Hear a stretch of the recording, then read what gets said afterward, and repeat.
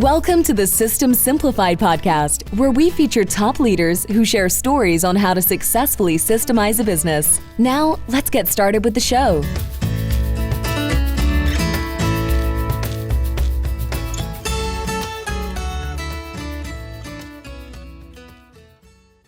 Hello, Adi Klevit here, the host of the System Simplified podcast, where I feature top founders, entrepreneurs, and thought leaders about systematizing a business.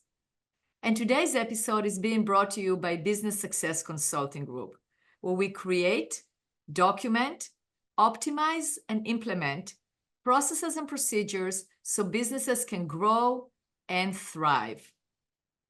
And today's guest is Lisa Even. Hi, Lisa. Hi, hello. Thanks for having me. You are very welcome. Thank you for being here. I'm excited about our conversation.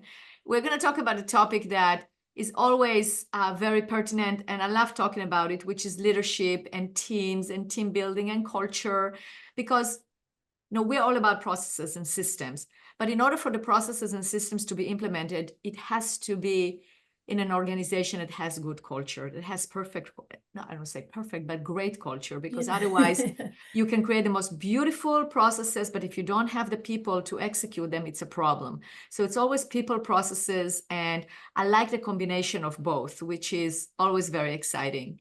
But let me start with your bio, and then we'll start talking. Sounds great. Good. All right. So Lisa, this is very impressive. You are a keynote speaker. You are a best-selling author, and we're going to talk about your new book. You are a leadership coach who helps teams create what you call good ripple effect. And you have it just behind you, the good ripple effect. That's right. And you also are the host. You're the host of the Good Ripple Effect podcast. So listeners, if you want another podcast to listen to, definitely go to Good Ripple Effect and listen to Lisa, and you learn more about what the Good Ripple Effect is all about. You have a background in healthcare operations and team leadership, and now you work with, some companies, like, I'm sure, maybe you heard about them, like ESPN, Disney. That's actually very impressive. Good for you. Thank you. ESPN, Disney, Charm, to teach leaders how to show up with presence, build trust fast, and shape stronger cultures. Very important. And as I said, you are the host of the Good Ripple Effect podcast. And today we're going to talk about insight. You're going to bring great energy, practical tools that our listeners do not want to miss. Yes, and thank you again. Yeah, you're welcome. So, Lisa, I always like to hear the story, the background. Tell us about your path and how did you get to where you are today?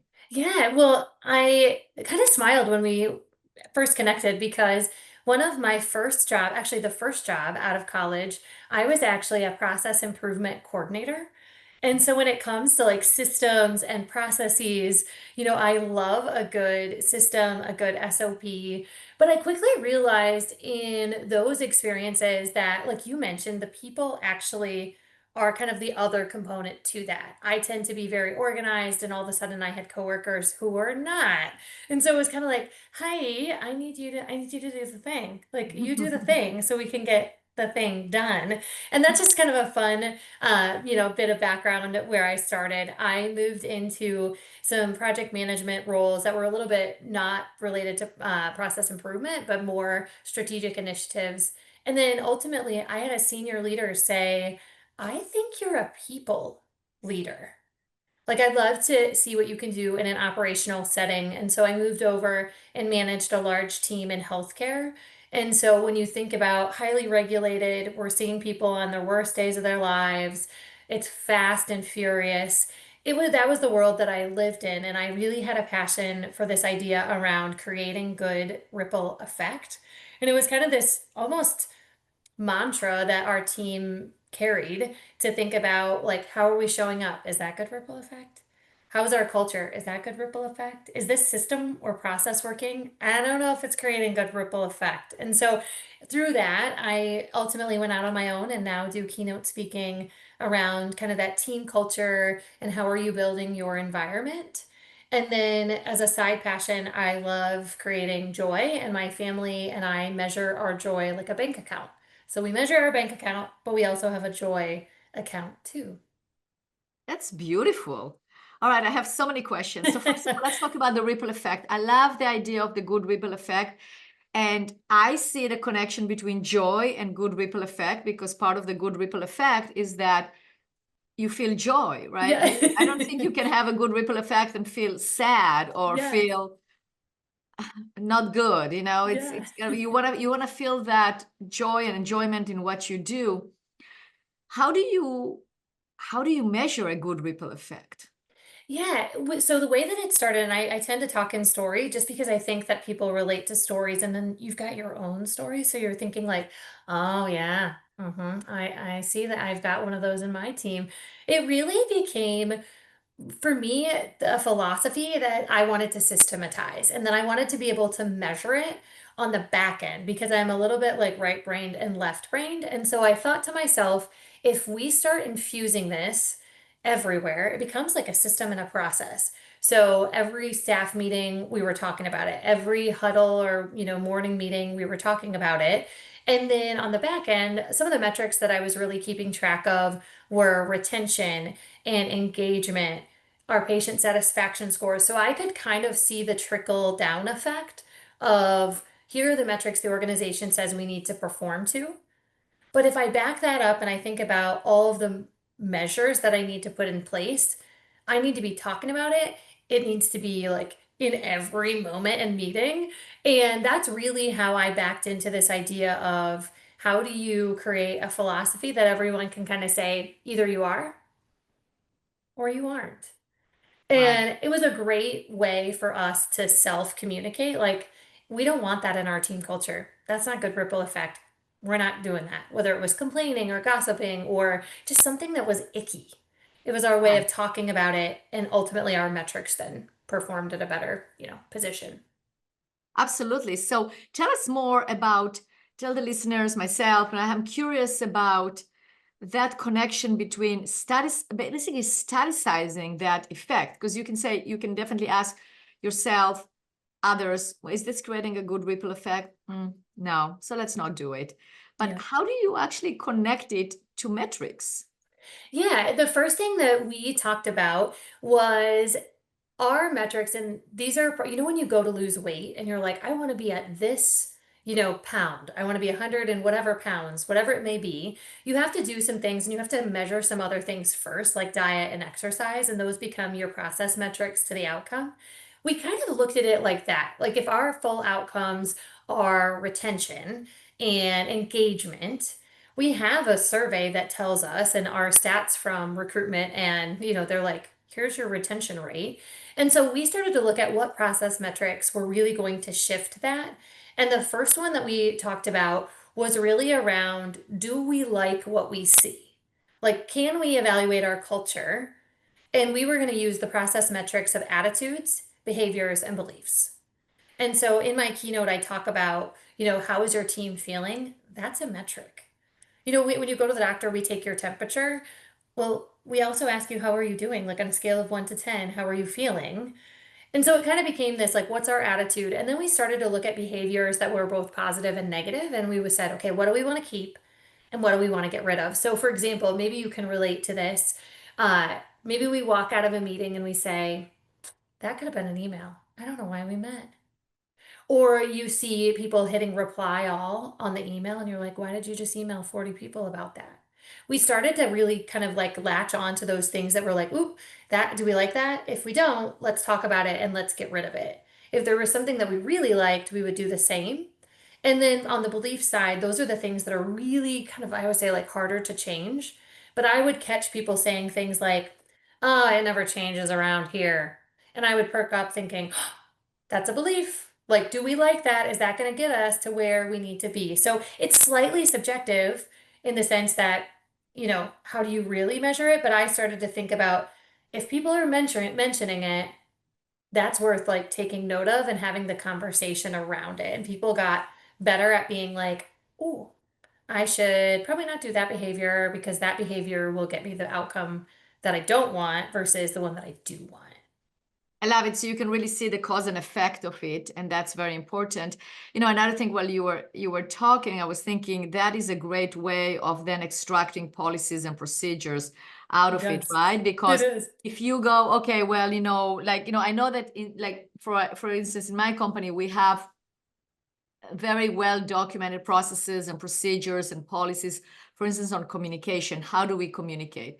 Because we are a remote team and we have to make sure that those standards are being adhered to, because things can be misinterpreted when you are just writing as opposed to being in front of a person, Yeah. seeing your body language and talking. But also, in order not to waste time on unnecessary upsets. So for instance, only reply to the people that need to know, don't do reply all.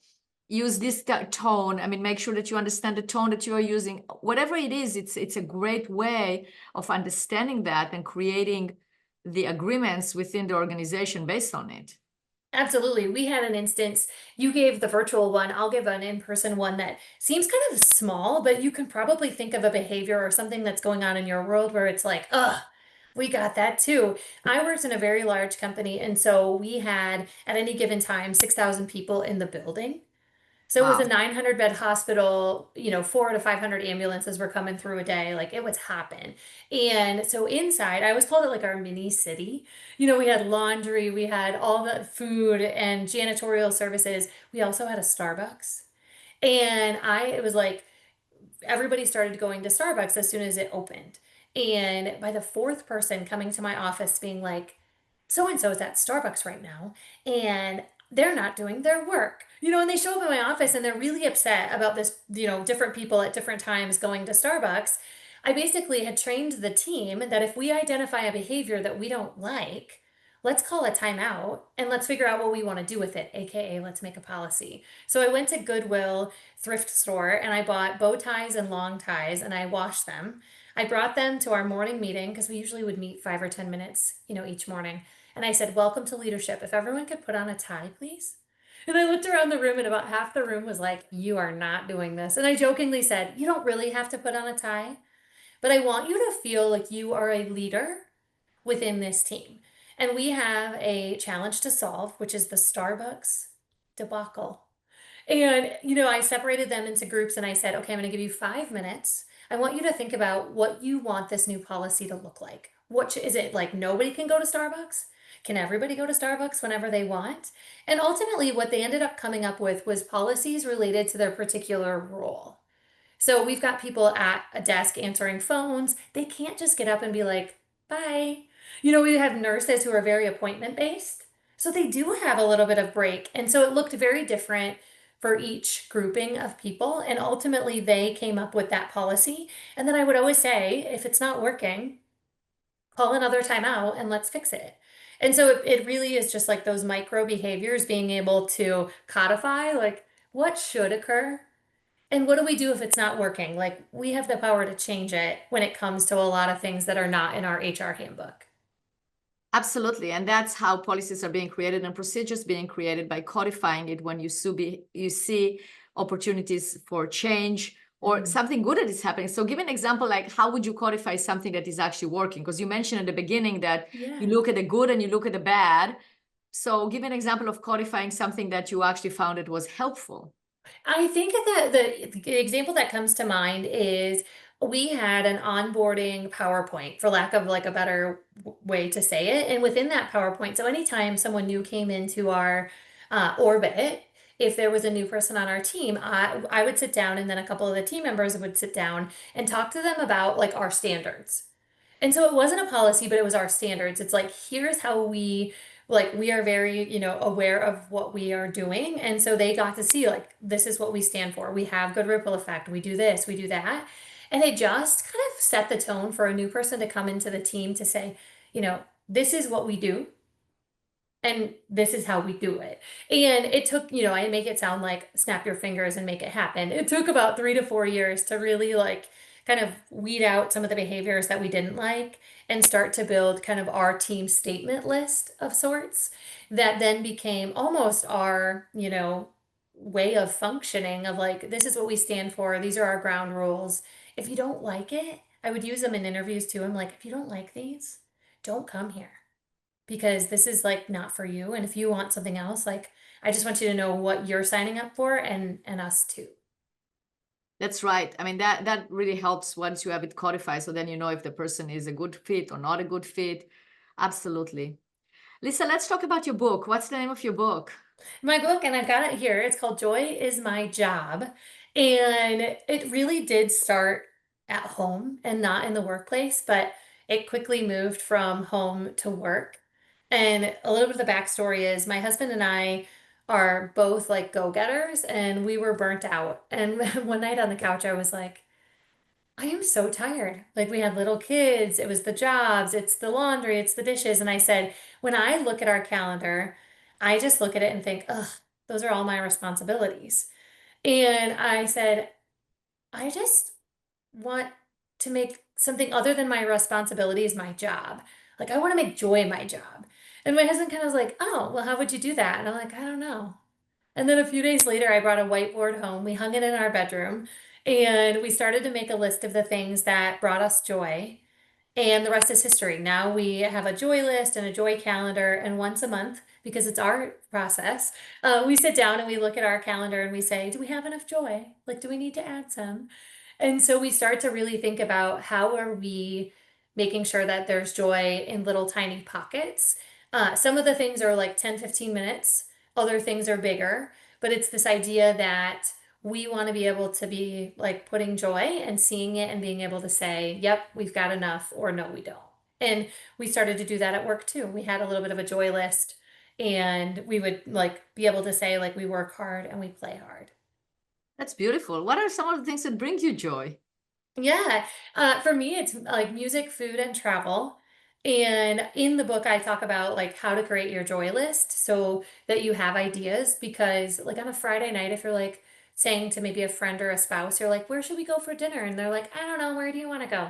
I don't know. Where do you want to go? And you spend more time thinking about the list than going and doing it. So I encourage people to like get that list created, and then I give some joy challenges because everybody's joy is different.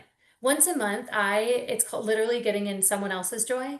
I try to get into the joy of my husband or my kids, and I do the thing that they like because my joy list and their joy lists are going to look so different. So if you're listening and you're thinking, "Oh, I don't love music, food, and travel," right? Like there are so many things that you can do for joy, and also like honor other people in your, in your orbit, to say like, maybe I don't love watching football, but my husband does. And so, every so often I just sit down and I'm in his joy being like, yeah, what was that play? Like, tell me about that. And he just goes on and on and on. And after the game, I'm happy because he's happy. Right, because it gives you joy. That's part of the joy list is to actually Yeah, spend good quality time with your husband. So that's part of the joy.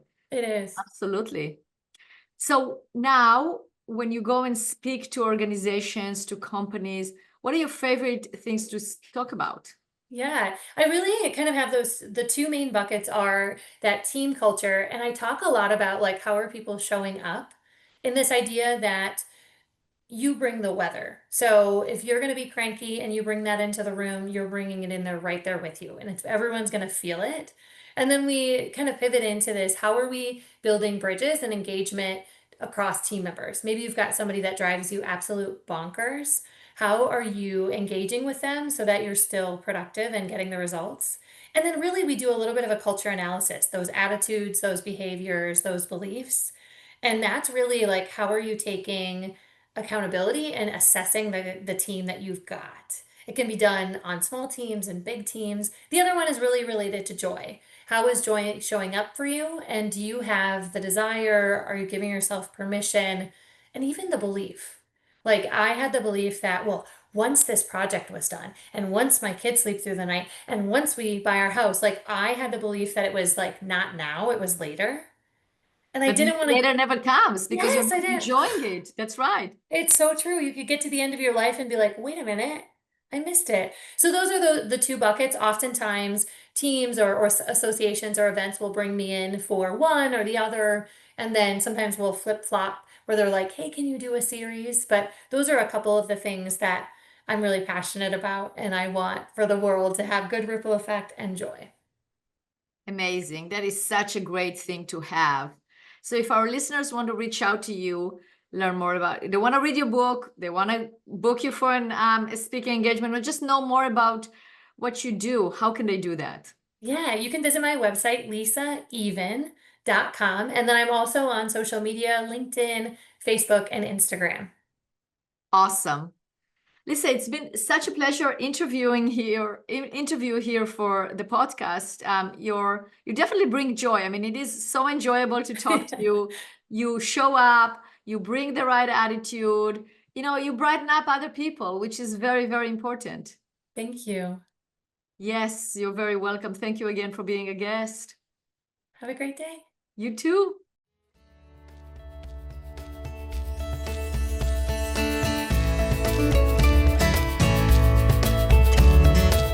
Thanks for listening to the System Simplified podcast. We'll see you again next time, and be sure to click subscribe to get future episodes.